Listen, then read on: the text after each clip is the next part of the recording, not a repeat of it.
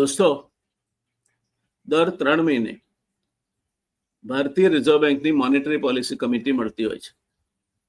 ભારતીય અર્થવ્યવસ્થાનો એ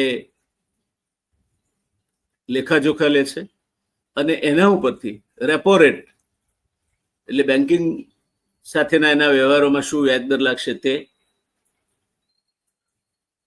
ક્રેડિટ કેટલી રાખવી બેંકોએ એટલે કેશ રિઝર્વ રેશિયો CRR કેટલો રહેશે, ફુગાવો કેવો રહેશે તેના અનુમાનો કરે છે. આવતીકાલ વિશે આગાહીઓ કરે છે. આવી મીટિંગ ગઈકાલે એટલે 5 અને 6 ઓગસ્ટના દિવસે મળી ગઈ અને એણે જે જાહેરાતો કરી છે તે પ્રમાણે રેપો રેટમાં કોઈ ઘટાડો કરવામાં આવ્યો નથી. એ જેમનો તેમ રહેશે, એ અપેક્ષિત પણ નહોતું. હમણાં જ રેપો રેટમાં મોટો ઘટાડો થયો છે. ફેબ્રુઆરીથી અત્યાર સુધીમાં રેપો રેટ રિઝર્વ બેન્કે 150 બેસિસ પોઈન્ટ ઘટાડ્યો છે. ત્યાર પછી CRRમાં કોઈ ફેરફાર કરવામાં નથી આવ્યો. બેંકોને જે ફાયદો આપવાનો હતો તે આપી દીધો.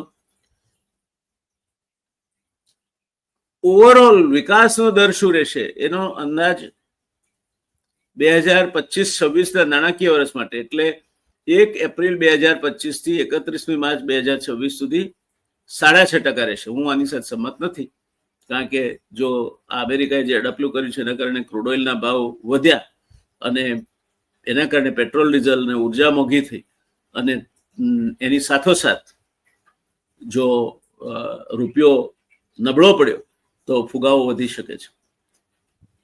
રિઝર્વ બેન્કે ફુગાવાનો દર 3.1% રહેશે, જે પહેલા 3.7%ની ધારણા હતી એના બદલે 3.1% રહેશે એમ કહ્યું છે. પણ એ હોલસેલ ઇન્ફ્લેશન રેટ છે, ખુદરા બજાર એટલે છૂટક બજારનો દર નથી. બીજું, ગરીબ અને મધ્યમ વર્ગના લોકોનું 60% બજેટ, 40 થી 60% બજેટ એ દવાઓ અને ખાધા ખોરાકી પાછળ વપરાય છે. મહદઅંશે ખાધા ખોરાકી પાછળ વપરાય છે. એમાં તો ભાવ વધારો છે. આ વખતે ચોમાસું સારું છે છતાં પણ તો જો ખાદ્ય પદાર્થો મોંઘા થાય, દવાઓ મોંઘી થાય તો મધ્યમ વર્ગને, નીચલા વર્ગને તો માર પડવાનો જ છે. એટલે જથ્થાબંધ ભાવાંક નીચું આવશે, 3.1% થશે. અગાઉ જે અંદાજિત હતો એમાંથી ઘટીને, જે 3.7%નો અગાઉ અંદાજિત હતો એનાથી ઘટીને 3.1% થશે. પણ એનાથી ગરીબ ને મધ્યમ વર્ગનું કઈ ભલું થવાનું નથી. જે ટેરિફ છે અમેરિકાના, તે દુનિયામાં ઠેર ઠેર યુદ્ધો ચાલે છે તે, અને ઘર આંગણાની કેટલીક ડામાડોળ પરિસ્થિતિ, એ આવનાર સમયમાં આપણી અર્થવ્યવસ્થા સામેના પડકારો રહેશે. બસ આટલું આજની જે મોનેટરી પોલિસીની જાહેરાતો થઈ તેના પરથી મુખ્ય મુદ્દા તમારા માટે તારવી લઈ અને મેં રજૂ કર્યા છે. આશા રાખું તમને ઉપયોગી થશે. ટૂંકમાં, વ્યાજ દર ઘટવાના નથી. તમારો EMI ઘટી જાય કેવા કોઈ આશામાં બેઠા હો તો નહીં થાય. એ કદાચ આવતા ક્વાર્ટરમાં નહીં ઘટે, અને નહીં ઘટાડવા માટેના કારણો છે, એમાં હું રિઝર્વ બેંક સાથે સંમત છું. બીજી વાત જે છે એ બેંકોનો ને જે 1%નું રિલેક્સેશન આપ્યું, 100 બેસિસ પોઈન્ટનું રિલેક્શન આપ્યું હતું કેશ રિઝર્વ રેશિયોમાં, એ પછી બીજા જરૂર નથી. બેંકો પાસે પૂરતા નાણાં છે ધીરવા માટે.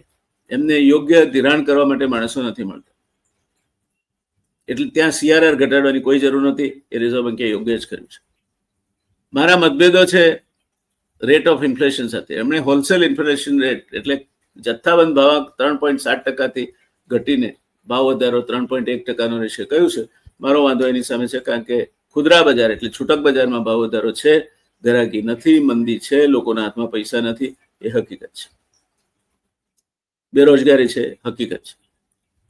અને હજુ આ ચોમાસાની ખેતીની હજુ અમુક જગ્યાએ તો વાવણી શરૂ થઈ હવે જ ચૂકી છે, કારણ કે વરાપ નીકળે ત્યારે વાવણી કરે ને. એટલે આ બધા કારણોસર આવનાર સમયમાં પણ અર્થવ્યવસ્થા, આવનાર 6 મહિનામાં અર્થવ્યવસ્થાનો વૃદ્ધિ દર રિઝર્વ બેન્કે 6.5% અંદાજો છે. ઓન રેકોર્ડ હું કહું છું કે GDP growth rate between 1st of April 25 and 31st of March 26 will be 6 ±0.2%. કાં તો 5.8% રહે, કાં તો 6.2% રહે. 5.8 થી 6.2%ની રેન્જમાં રહેશે એવું લાગે છે. બસ આજે આટલું છે. આવજો.